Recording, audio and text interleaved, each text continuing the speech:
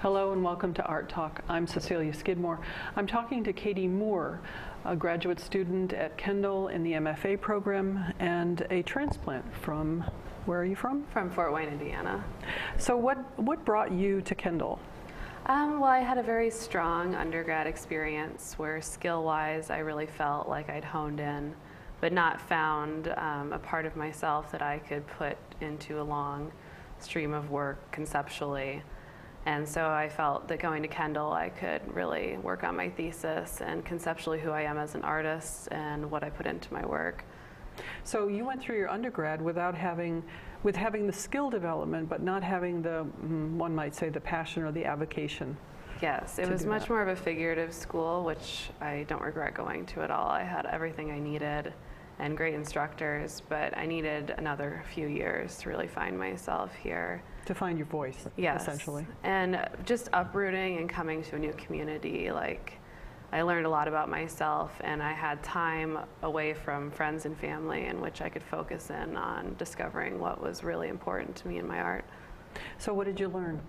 I went back to my Catholic roots, and which is something I completely ignored for years, and then by further analysis, I realized that there was a lot of information there that really formed me as a person.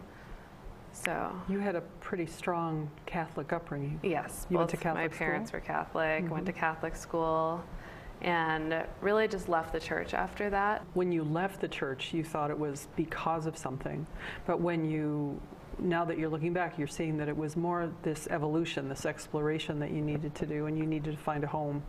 Because it was the religion of your parents, really. Yes. Okay. So what does it mean to me as a Catholic? Yes, and I'm very inspired by religious art. I always have been. I've visited cathedrals all over the world. And that's a favorite thing to do. And so coming back and embracing the actual art, I work with prayer cards, which I've always been influenced by. So you create your art's this big?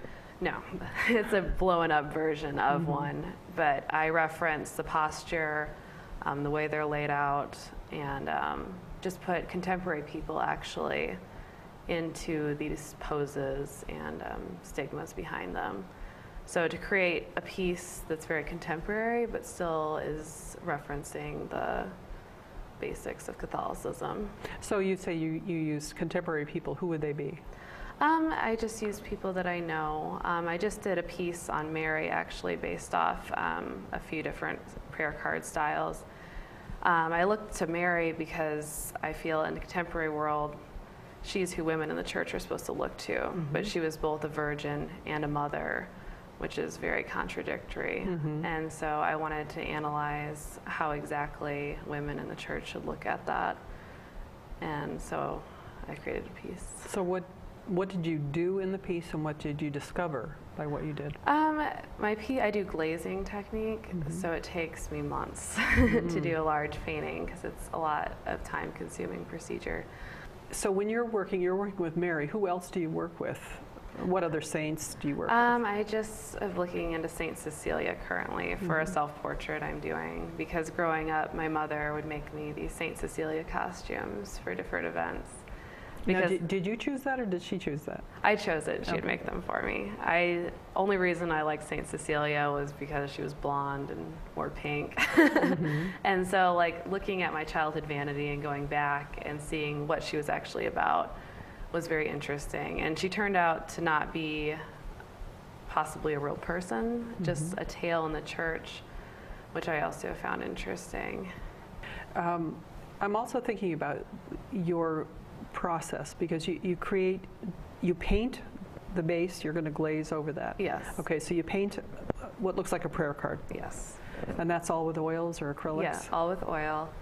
And it's a long process of building up. With glazing, you start off with the opposite colors, and then you work, like the skin tones are all green, and then you work to the reds. And so it's very time consuming, and I've always done glazing my whole life. And you really get to know a person or an idea when you're spending that much time with it. And it's just, you bind to it in a way. Well, what was it about glazing that attracted you? It seems like it's, like you said, very time consuming. My art's always been time consuming. I like to make sure that everything is perfect And glazing is very luminescent when it's done. You can see all the layers through, and it just kind of glows. And my art has been described as being somewhat like morbid or dead looking, which I embrace that. Well, again, opposites. It's luminescent, it glows, and it's dead looking. How do you get those two together? Well, the skin I paint is very like light and dead looking, actually. But I feel like that references kind of these people being in the past. They're not real anymore. It's kind of a memory. So to embrace like this memory. So you're looking through a glass darkly. You're seeing them. You can't see them clearly.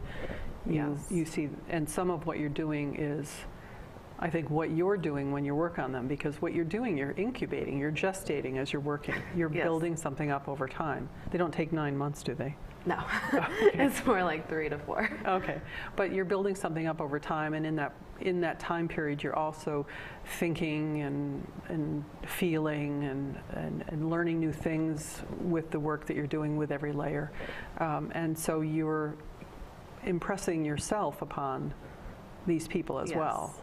And they're all issues that I cover that I myself am struggling with. Like, I don't use my own imagery, I use the imagery of others. And the people I pick, I feel, fit each saint in some way. Like, I don't pick based on the way they look. It also has to be something about them that I feel like could be part of this. So when you picked Mary, what were you looking for in the person that... I wanted someone who did look more contemporary. I didn't want it to be a just standard Mary picture. I picked my friend Miranda, who's platinum blonde and a little spunky looking, and she's a very strong person. And in ways, I thought she had those qualities that people look to in Mary, so with her strength and ability to give advice and help. And so I used her in a kind of downward glance. It wasn't a very happy portrait, I would say, and I had her with lilies, which is the symbol of purity, and I had them pointing downward to show that, you know, there was a disconnect between being pure and being a mother. What about Cecilia? Cecilia, I've posed myself. I just started this painting with her harp, which she is known for in all the imagery. I have a pink gown, and I did leave all my tattoos showing so that I could get that bit that it is a contemporary person fitting in or finding a way to relate to that saint or that time period or what they were trying to emulate. Well, I want to thank you for sharing with me, Katie. Oh, thank you very much. It's been really interesting.